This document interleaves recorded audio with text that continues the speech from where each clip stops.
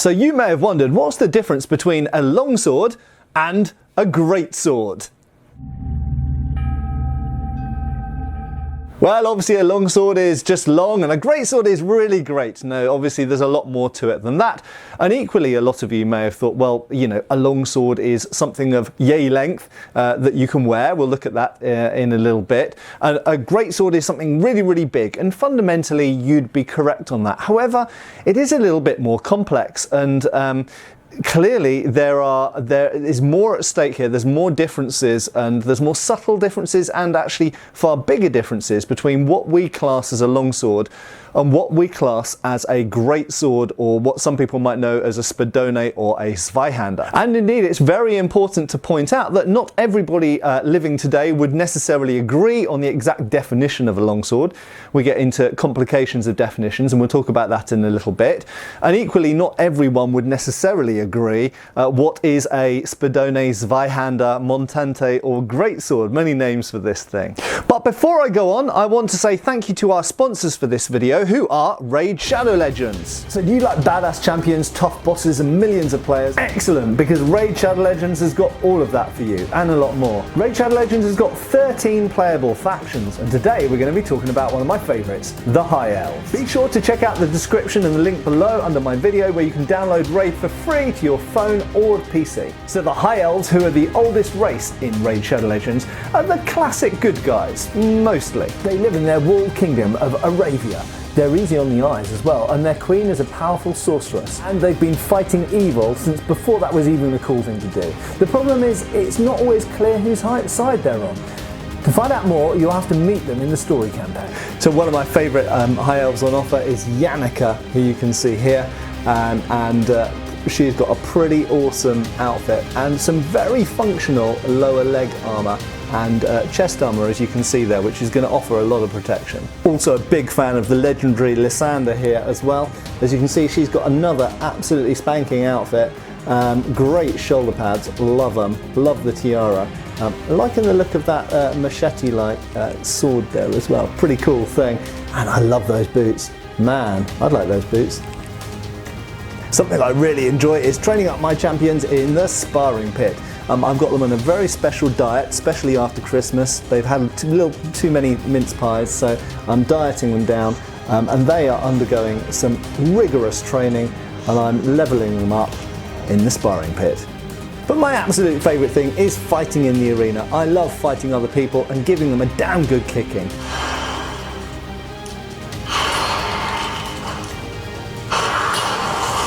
So what's new in Raid? Well, just last month, Raid launched their biggest ever update. The main event here is the Doom Tower. It's a giant tower with 120 floors, a bunch of secret challenge rooms, and 12 seriously badass bosses to take on.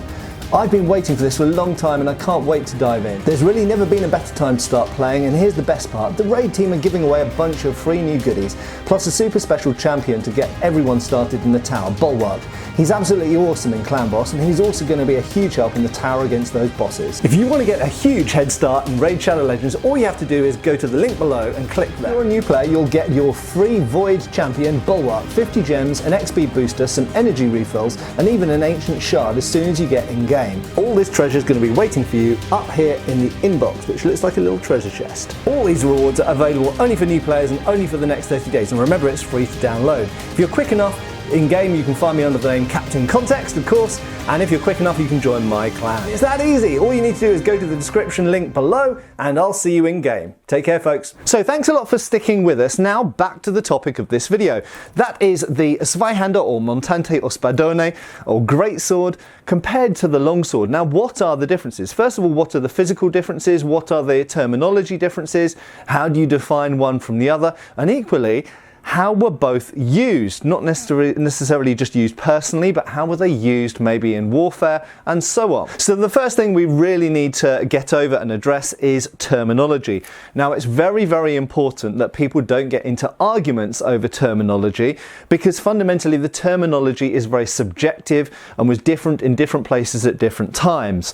Fundamentally, what I'm holding here, whilst it is massive, I'll just put it on the ground. There is a piece of wood here, don't worry, I'm not going to damage the tip. hip. This is almost up to my chin. I've got another example of a what I would call a spadone, or a two-handed sword here, which equally comes up to my sternum height, or top of my collarbones maybe. But you'll notice that that's a very, very different design. We'll talk about that in a second. And but I think everyone would agree that something that only comes up to the middle of my tummy, for example, or maybe around my navel, is a very, very different type of beast. But historically, all of these things could have been known as two-handed swords, or indeed swords. And this is one of the elephants in the room when we get into these kind of videos or these kind of debates online when we're talking about sword names. What's that behind me? Most of you would call it a rapier, but many sources, in fact most sources at the time that taught the use of this type of sword, just called it spada, or sword. Spada is the Italian for sword. So quite simply, all of these were just known as sword. And in the modern world, we've become very fixated on definitions, typologies, and they just weren't in period. Quite simply, they only talked most of the time in quite broad terms about types of sword. Now, there are some exceptions to that. For example, if we dive into the 17th century, middle of the 17th century, if we look at Joseph Swetnam, we see that he does define the difference between what he calls a short sword, a long sword, and a rapier. And now, actually, quite funnily in fact, those are all within the parameters of that source quite similar swords. What he's talking about when he says a short sword is actually a basket-hilted broadsword. What he's talking about when he says a long sword is probably a type of rapier, or what we'd now call a side sword. And what he talks about when he's saying rapier is perhaps a slightly more thrust-centric, perhaps a slightly longer, narrower version. But the definitions are very, very narrow, and an Italian source from the same period might refer to all of those simply as spada. Now, when we're discussing the longsword, for example, the longsword covers a fairly broad period of medieval and Renaissance history. They first appear in the 1100s, you could say, the very earliest ones, but really they're a product of the 1200s and 1300s. They didn't become common really until the second half of the 1300s, that being the 14th century. And most of the sources for how to use these things that we study come from the 15th and 16th centuries. So they were in use for a fairly wide period of time. And during that period, obviously we're covering a broad period of time. We're covering several different languages. We're talking in English, or I'm talking English at the moment mostly, but the sources that discuss these might be French, Italian, German, and in fact different dialects of those as well. So for example, I study and teach from Fiore de Liberi's treatise, and we would broadly describe him as Italian these days, but he is a Friulian, and he describes himself as a Friulian, a native of Friuli, and his language is not the same as modern Italian, although it is readable by modern Italians. And what was what we call a longsword, to him, he simply calls it a sword of two hands, a sword that you use in two hands. In other words, a sword which has a grip long enough to be gripped by two hands. But that's not necessarily exactly the same type of longsword as someone might have been using in a different place at the same time, but they'd still call it a sword of two hands, and we would still call it a longsword. But you'll notice that these two swords are really quite different. Not only do they have different blade forms, one is kind of a type 15 and the other is a type 18 C, but they've also got different length blades, different length hilts particularly. You'll notice the example below, which is from Dark Sword Armory, has a much longer hilt and a fairly considerably longer blade as well. So it is a longer longsword with a longer hilt, and this obviously changes the way that the sword really wants to be used, although in broad terms they can be used in similar ways. You could use either of these swords with Fiore system, you could use either of these swords with Talhofer or Paulus Cal or Juckenmeyer or whatever. Both of these swords could be used with those systems. But in reality, there are some differences. For example, this shorter sword, which some people might go, oh Matt, that's a bastard sword. Well, again, the term bastard sword, very complicated. We don't know exactly what they were referring to when they used that term in period. And again, when they say bastard sword, they don't necessarily always mean the same thing. Different people might mean different things. But a hand and a half sword like this, that is a little bit more wieldable in one hand, clearly, if I'm on horseback or using a shield or whatever, this could pass off as a slightly cumbersome and slightly slow arming sword. It's never going to be quite as good as a one-handed sword in one hand, but nevertheless I can use it in one hand if I need to. I could use it with a buckler, and they are shown used with bucklers. This type of longsword with a much longer hilt and a longer blade I can move it around in one hand, but it's much less wieldable. If I'm on a horseback and just aiming to give a blow to someone or a thrust to someone as I pass past them, that's fine, but on foot, not very good in one hand. So there are some systems which definitely preferred shorter, perhaps lighter, perhaps balanced closer to the hand swords, and others which prefer slightly bigger swords. But in modern terminology, we would refer to all of these as longsword. But why? Because these are swords that can be used just about in one hand, if not that great, but predominantly in two hands. But they're not particularly massive weapons, they're not particularly long weapons, and a lot of modern people would define these as sidearms. In other words, they are swords that you can comfortably wear at your side in a scabbard and draw out, and you can use in one hand, as I said, or you can use it in two, and you would usually use it in two on foot when you're not riding a horse. So these are swords that are sort of hand and half swords, and you can wear, and they're convenient sidearms.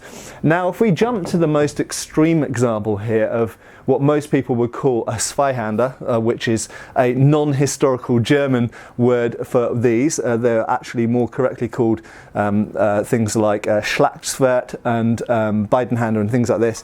Other words basically, but it's a large sword. I'm going to use the word greatsword from now on so as not to confuse the matter.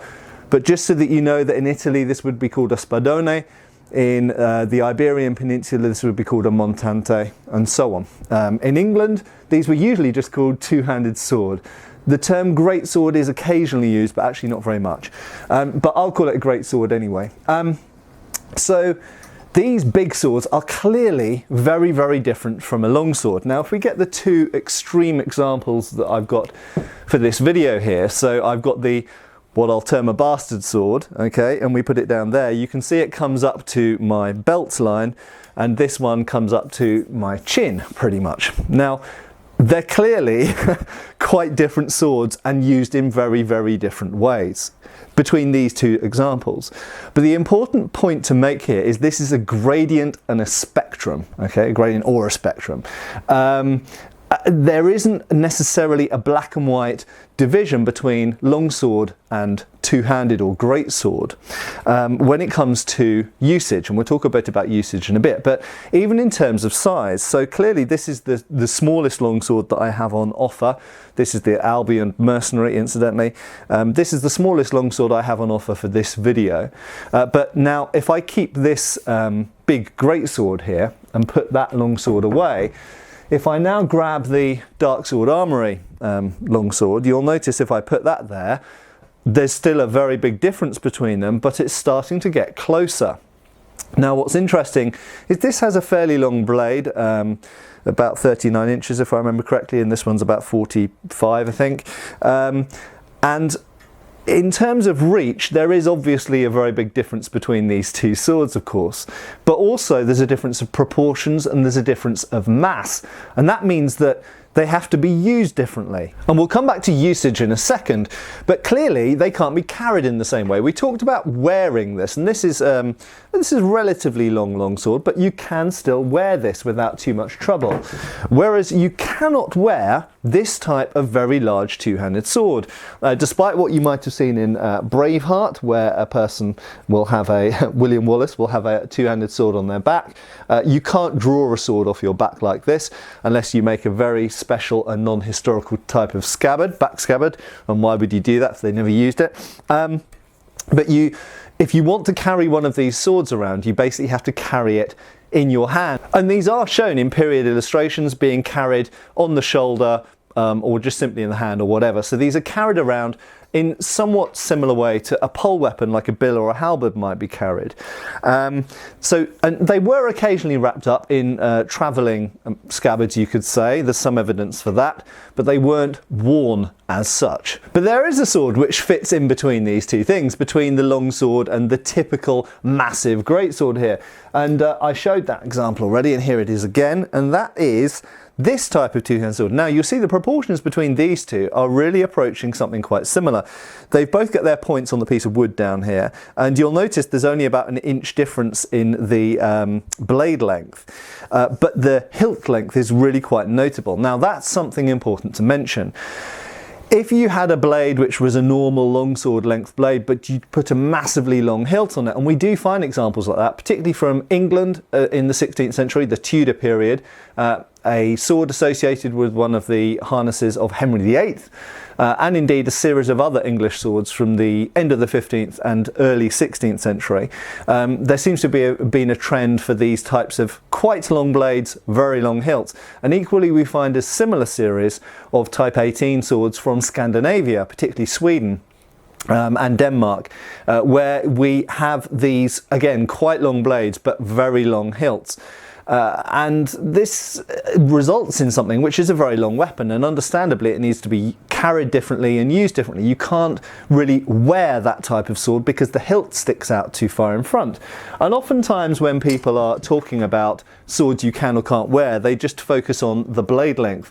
But in fact, the hilt length is quite important as well, and indeed the size of the guard. And if the guard is massive and the hilt is very, very long, you can't reasonably be expected to wear it. There is essentially there are types of swords which occupy this kind of tenuous, kind of undefinable space between what we would call a longsword and what we would call a greatsword, or two-hander, or zweihander, or whatever you want to call it. And I would say this sword kind of fits into that category. Now let's just put the massive sword down for a second, which is the Deltin, incidentally, in case you're wondering.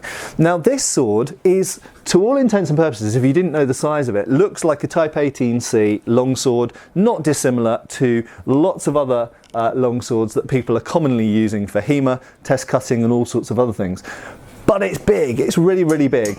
And of course, therefore, it's heavier as well. It's not as heavy as the really big two-hander, but it's heavier than a typical longsword. But you've got a huge amount more reach and a huge amount more leverage, because of course, not only have you got a longer blade, but you've got a longer hilt as well. So that means your hands are further apart, applying more leverage to the blade when you swing it. The blade being longer, it's a longer lever, you're getting more velocity in the tip. So it functions very, very differently. Now, I'm going to put this sword away because this confuses matters. We're now going to look at the use of these two swords. So I've touched a little bit on how these weapons are used, but let's talk a little bit more detail now. So quite simply, the two-handed sword that we typically call a longsword, and it could be a longer one, could be a shorter one, as I said, can be used in two hands or one hand, and in one hand it's usually if you're using it with a shield or a buckler, or if you're on horseback and therefore you need to hold the reins of your horse. Although there are some illustrations of longswords being used two-handed on horseback in the manner of a two-handed polearm like a glaive, for example, but they're very rare overall. Now, these swords clearly can be used one hand or two. If you're on foot, if you're not carrying a shield, you may as well use two hands on the weapon, because it gives you greater stability, power, speed, leverage, and all the other things. It makes the weapon easier to use. Okay, and I've often pointed this out, that if you're getting into swordsmanship, historical fencing, HEMA, whatever you want to call it, then actually longsword is quite an easy thing to get into from a strength perspective, because even quite small, weak people can use a full weight longsword fairly easily because of the amount of hands essentially you've got on the weapon. Easier to use than a one-handed sword, in other words. But how these were used are essentially not that different to one-handed swords of the time, in that they can be used obviously for various defensive motions, as well as cutting and thrusting, binding and winding, and all of the things you need to do.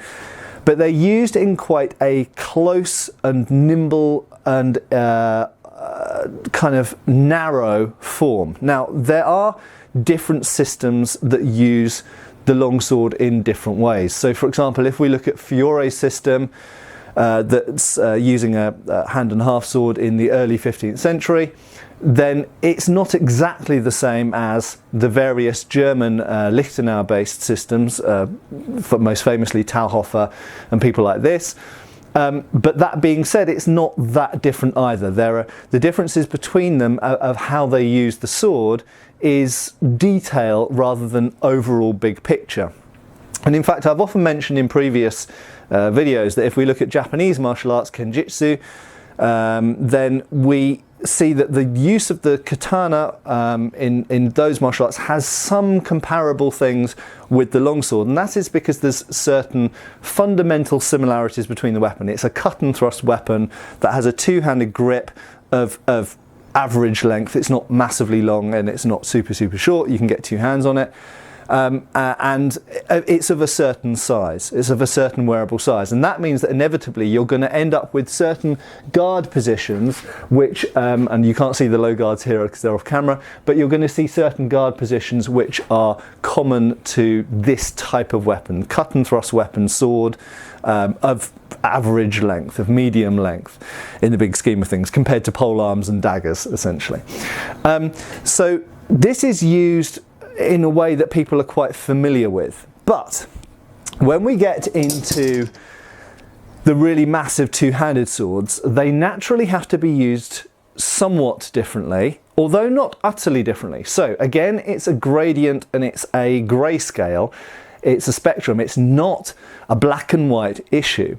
It's not necessarily that if a sword is a massive two-hander like this, then you use it in this method, and if a sword is a longsword, you use it in that method. Clearly there are different lengths of sword, but there's also different systems, and some large two-handers use some techniques which are very similar, in some cases almost identical, or in fact identical to longsword techniques. Now if we look at certain German sources from the 16th century, or indeed if we look at Marozzo, who uses a two-handed, fairly large two-handed sword, probably not as big as this, probably, then we see a lot of comparison with the longsword system. But if we look at certain other sources, if we look at Alfiere's spadone, or if we look at the Iberian montante material, which has a lot of solo-ish movement patterns that might be used against multiple opponents, so it's a different context, different scenario, then the sword is used, and I can't do it in here because limited space, and it's freezing cold and snowing outside, so I'm not going to do it outside at the moment. But in terms of moving the sword around in a continuous motion, now this is, or not continuous, but in a much wider circling fashion. Now this, if you look at it, looks very different. Okay, if you look at the way that Fiore uses a longsword compared to the way that one of the Iberian sources uses a montante, or a very large greatsword, then they look very different when you see a video of it. But there are similarities between the two. And if you freeze frame some of these movements and some of these techniques, you can see continuity. And if we look at something like Marozzo, which kind of sits in the middle, then we can kind of see where the connecting tissue is that connects these 2 points. And you've got to remember, as I say, that there's a different context between some of what we see for the spadone or montante material, or greatsword material, and some of what we see for the longsword material. What do I mean by that? Well, so this is where we get into the bigger picture of how were these weapons used. So quite simply, the longsword, as far as the treatises that we study, was considered as a personal weapon to be used against another single person. Now, not to say that there isn't multiple opponent material there to be found, but most of what we have in longsword sources is one person fighting one person. Whereas when we look at the large two-handed sword, we find that some of the material, not all of it, but some of the material is looking at multiple opponent, sort of holding off multiple opponents, fighting people on different sides of you, holding a bridge, guarding a person, this kind of stuff. So often the context of the treatises which deal with these swords are not the same context of the treatises which deal with these swords. So not only do you have a physical difference between the swords, the bigger swords are obviously bigger, you can't wear them, which changes their context of use. They're heavier, they've got much more leverage, the hands are further apart, so biomechanically they move somewhat more like a pole arm than a sword, as we'd think of it. So you've got that contextual difference, and then you've also got the context of the actual treatise as well, like what are they training you for here.